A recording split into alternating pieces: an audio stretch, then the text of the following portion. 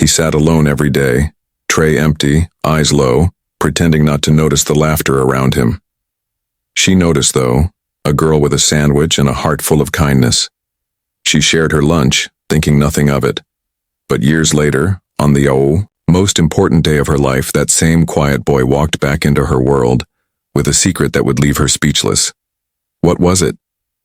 And how did one small act of kindness come full circle? If you're new to the channel, don't forget to subscribe, like this video, and let us know in the comments, where in the world are you watching from? Now let's jump into the story. It was just another busy afternoon at Hillside Elementary School. The lunch bell rang, and soon the hallways echoed with the sound of chattering children, sneakers squeaking on polished floors, and the distant call of a teacher reminding students to walk, not run.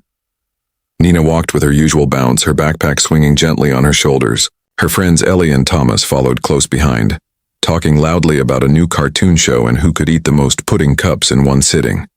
The cafeteria smelled of mashed potatoes and warm bread, the usual school lunch scent that drifted through the air every day. Nina grabbed her tray, added her sandwich, apple slices, and a cookie her dad had packed, then headed to her regular seat with her friends. It was loud, full of laughter and half-told stories, but something tugged at her attention. At the far corner of the lunchroom, near the wall where the sun slanted through the dusty windows, sat a boy all alone. His tray was empty, not just half full, or missing one item, completely empty. He kept his head down, scribbling in a small notebook as if pretending to be busy. But Nina noticed something else. His jacket looked too small, the cuffs frayed, and his shoes were worn thin. He was always in that same corner, always alone. She nudged Ellie. "Hey, do you know that boy?" Ellie glanced over quickly and shrugged. "I think his name's Ravi or something. He's quiet. I don't think he talks to anyone." Thomas barely looked up from his pudding. "He's weird. He doesn't eat anything. Maybe he's just picky." But Nina kept watching, not in a rude way, but with the kind of care that made her heart ache a little. Something wasn't right. Why would someone come to lunch with no food day after day? She looked down at her lunch, 2 sandwiches because her dad had made her extra without asking. She made a quiet decision, stood up, and walked across the cafeteria. Ravi didn't look up at first. He was too focused on his notebook, or maybe he just didn't want to meet anyone's eyes. Nina stood in front of him for a second, unsure of what to say. Then she smiled and placed one of the sandwiches on his tray. "I brought too much," she said. "Want some?" Ravi finally looked up. His eyes were big, dark, and filled with surprise. He blinked, unsure. For a moment he looked around as if expecting someone to tell him it was a joke. Then he nodded just slightly. "Thank you," he whispered. Nina smiled wider and sat across from him without waiting for an invitation. She didn't talk too much, didn't ask 100 questions, like grown-ups often did. She just ate her lunch quietly, giving him space. Ravi took slow, careful bites, almost like he was afraid it would disappear. That small moment became a quiet tradition. Every day after that, Nina would bring a little extra, half a sandwich, a second cookie, a piece of fruit. And every day, Ravi would meet her with a small, shy smile and a quiet, "Thank you." They didn't become best friends overnight. There were no dramatic conversations or loud laughter between them. But little by little, Ravi began to speak more. He told her about his favorite book about rockets, about how he liked to build things from old cereal boxes and string, how his mom worked late hours, and sometimes there just wasn't enough food at home. He never complained. He never asked for anything. But in his soft voice and quiet stories, Nina could hear the weight he carried. She listened. She didn't tell anyone. Not her friends, not the teachers. She didn't treat Ravi like someone to be pitied. She just shared, like it was the most normal thing in the world. And to her, it was. Mrs. Delaney, the lunch supervisor, noticed. She always did. But she never said anything. She just gave Nina a small nod once, the kind that meant more than words ever could. The school year passed quickly, as they always do. Seasons changed, lessons blurred together, and eventually the last day of school arrived. Students raced around, signing yearbooks and promising to stay in touch forever. But for Nina and Ravi, there were no big goodbyes, just a quiet wave and a soft bye as they walked out of the cafeteria for the last time. Nina didn't know then that it would be years before she'd see Ravi again. She didn't think her small actions meant anything beyond a full stomach and a shared smile. To her, it was just what you did when you saw someone sitting alone with an empty tray. But for Ravi, it was something more. It was warmth in a cold place. It was kindness without strings. It was proof that someone, even just one person, saw him. And sometimes being seen is the most important thing in the world. Years passed, as they always do. The hallways of Hillside Elementary grew quieter in memory. The lunchroom chatter faded into the background of growing up. Nina and Ravi, once two quiet kids sharing sandwiches and shy smiles, were now on separate journeys. Nina moved on to middle school, then high school, with her same spark of kindness always glowing beneath the surface. She wasn't the loudest in class or the most popular, but teachers remembered her for her thoughtfulness and classmates knew her as the one who always helped without being asked. She joined the community club, volunteered at food drives, and tutored younger kids in reading. She didn't seek attention for these things. Helping others just felt right to her.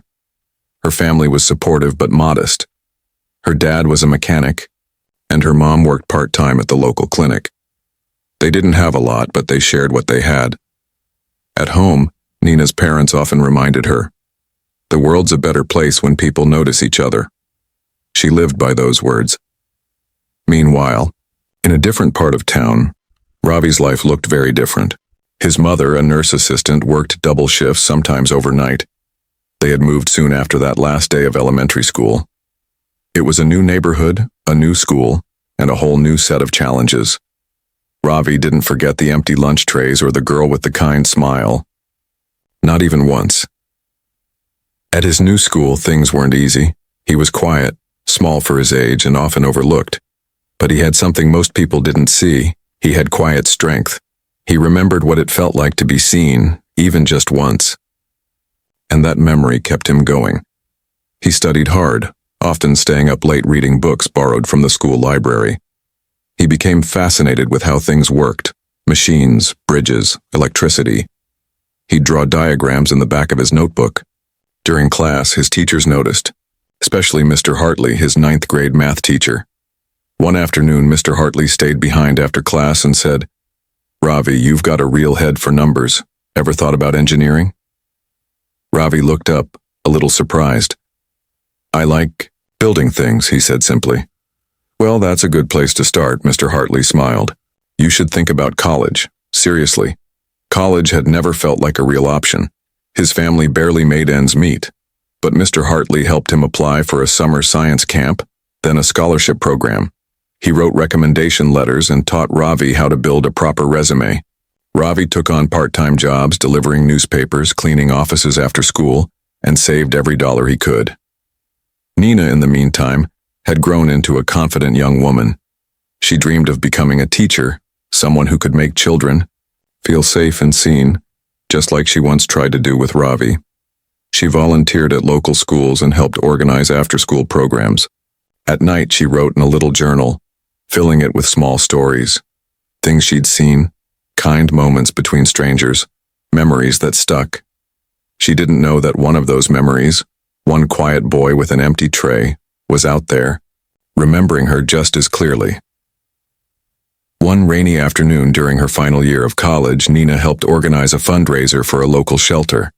As she packed up folding chairs with her friend Carmen, she laughed and said, "I still remember the first time I gave someone half my sandwich. It just felt like the right thing to do." Classic Nina, Carmen grinned, always feeding the world one lunch at a time. Across town, Ravi sat at his small desk in a quiet apartment. His laptop glowed as he read the acceptance email. Once again, he had been admitted into an engineering program at a respected university. He was going to be the first in his family to go to college. On the wall above his desk, Tacked between drawings and study schedules was an old photo. It was a class picture from third grade. Ravi, small and serious, stood in the second row. A circle was drawn in pencil around one girl's face, Nina's. He stared at the photo, not because he was stuck in the past, but because it reminded him where it all started. Not with a textbook or a science fair, but with a sandwich. A smile. A girl who saw him when no one else did. The paths they walked were different. Nina's was lined with books, community service, and warm classrooms. Ravi's was built from grit, determination, and late-night studies. But both paths had the same starting point: a cafeteria, a shared lunch, and the quiet power of kindness. Neither of them knew it yet, but their paths were about to cross again. And this time, it would be at a place full of flowers, music, and new beginnings. Spring arrived with soft winds and blooming flowers. The air was warmer, the days were longer, and everything seemed to carry the scent of new beginnings. In the middle of all this change, Nina was planning a new chapter of her life: her wedding. The small church by the lake was chosen. The invitations were sent, the dress was ready, and Nina, now a young woman with a calm smile and warm heart, couldn't wait to marry Leo, the man who had become her best friend and biggest supporter. Leo was kind, steady, and thoughtful. He worked as a carpenter and loved building things from scratch. He understood Nina in the quietest of ways. When she got lost in thought about helping someone, or when she cried during a movie about kindness, he didn't laugh. He handed her a tissue and held her hand. "Are you nervous?" Carmen, Nina's best friend and wedding planner, asked as they folded napkins together 1 week before the big day. "Not really," Nina said with a smile. "Just excited and grateful. It feels like everything in life has been leading to this moment." Carmen grinned. "You always get emotional about stuff like this." Nina laughed. "I guess I've always believed that small things matter, that kindness leaves footprints." At that same moment, on the other side of town, Ravi was sitting in a coffee shop with a newspaper spread out on the table. He had just finished a shift at the architecture firm where he now worked. His life was full, designing buildings, mentoring students, and speaking at community events. But nothing in his success had erased the memory of that cafeteria, the hunger, or the girl who had shared her sandwich without asking anything in return. Then his eyes landed on something familiar. A name. A photo. His heart skipped. There she was. Nina, dressed in white, standing with a tall man beside a lake. The article was a community spotlight about a local couple getting married. It talked about Nina's volunteer work, her dream of teaching, and her upcoming wedding.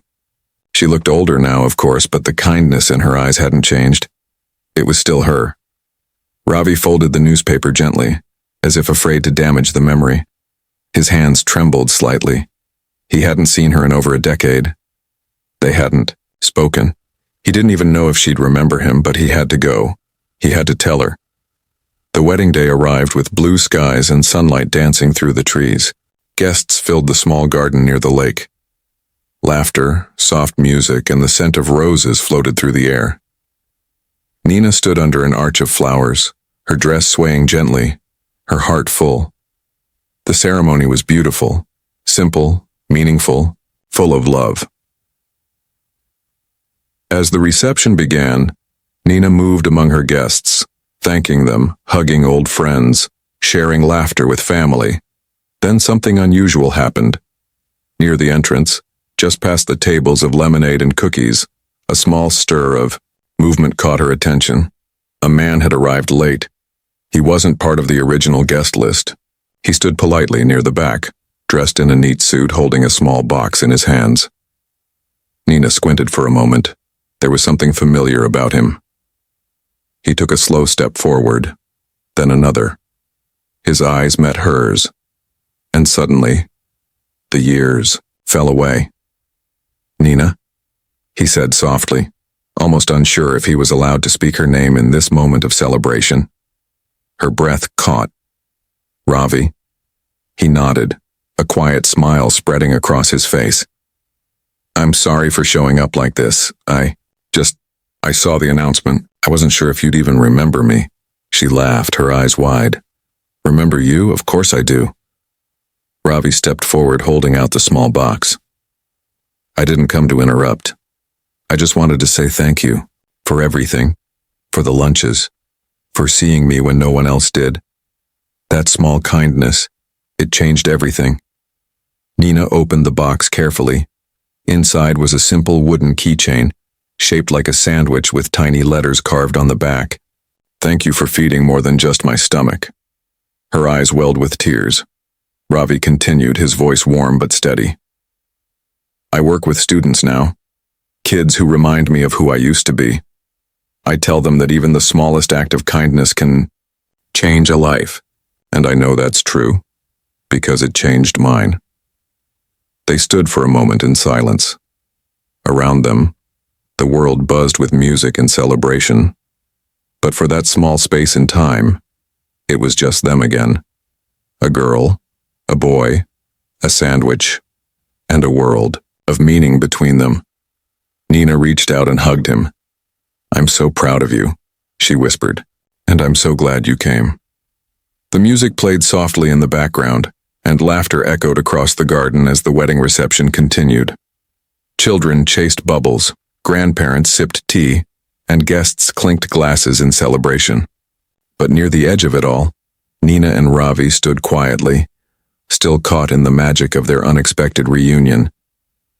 She held the small keychain he had given her, the wooden sandwich in her palm feeling heavier than it looked. Not because of weight, but because of what it meant. It was more than a gift, it was a full circle, a memory that had grown into something far greater than she could have imagined. Do you want to stay? Nina asked, her voice gentle. You're part of this day now. You always were, in a way. Ravi smiled. I'd love to, but only if I'm not interrupting. Nina laughed. You're not. You're exactly where you're supposed to be. She introduced him to Leo, who shook his hand warmly after hearing the story.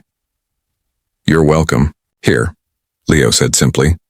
Any friend of Nina's is a friend of mine. Later that evening, as the sun dipped low and golden light spread across the garden, someone tapped a spoon against a glass. It was Carmen, the ever-lively best friend, calling for a few words from the bride. Nina stood slowly, her dress catching, the light like a soft cloud. She wasn't one for speeches, but something told her this one mattered. She took a deep breath and looked around at the faces she loved. Then her eyes landed on Ravi. I had something planned, she began, but I think I'd rather speak from the heart. The crowd fell silent, curious. When I was about 10 years old, she continued, I noticed a boy sitting alone at lunch. He didn't have food and he didn't speak much, but I felt something. I don't know what it was exactly, but I knew I had to share. So I gave him half of my sandwich. She paused, her voice steady. To me, it was a small act, something anyone might do. I never thought much of it, but that boy, he never forgot. And tonight, after all these years, he came to remind me that even the smallest kindness can leave a mark that lasts a lifetime. Gasps and quiet murmurs filled the crowd as heads turned toward Ravi, who gave a small, shy wave. I'm telling you this, Nina said, because we often think that big things are what change the world. But sometimes, it's the quiet moments. The unnoticed kindness. The simple choice to care. There was a long pause, not of silence, but of understanding. People nodded, some wiped their eyes, and then little Mia, a 7-year-old cousin with a crown of flowers in her hair, tugged at her mother's sleeve. Mom, she whispered, when I grow up, I want to share my lunch too. It was a whisper, but it echoed. Ravi stood nearby, listening, his heart full. He had come to thank Nina. But in that moment he realized something even greater. Her kindness hadn't just changed his life. It was changing others too.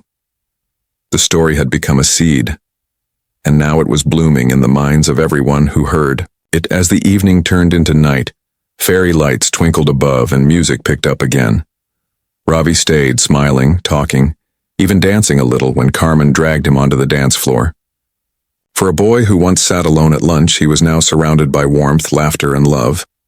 At the end of the night, just before he left, Ravi turned to Nina one more time. "I never expected this," he said, "but I'm glad I came." "So, am I," Nina replied. "More than you know." They hugged once more, this time not as two people who had once shared a lunch, but as two lives forever connected by compassion. Weeks passed, and life moved forward. Nina and Leo settled into married life. She started her job as a teacher, walking into her first classroom with nerves and excitement dancing in her stomach. The walls were bright, the desks neatly lined up. But on her desk sat a gift. A small envelope with her name on it. Inside was a letter. "Dear Miss Nina," it read. "Thank you for showing us that being kind can be simple. We started a lunch buddies program at our school. It was Ravi's idea, and he named it after you." Her hand shook slightly as she finished the letter. On the back was the name of the program, the Nina Table, where no one eats alone. Tears rolled down her cheeks, but they were happy tears, grateful ones. In a world that sometimes felt too fast, too busy, too full of noise, one small gesture had rippled outward. One sandwich, one smile, one friend. It had been enough to start something that grew far beyond what anyone could have imagined. And in that moment, Nina knew something with absolute clarity. Kindness never ends. It just keeps going, from one heart to another.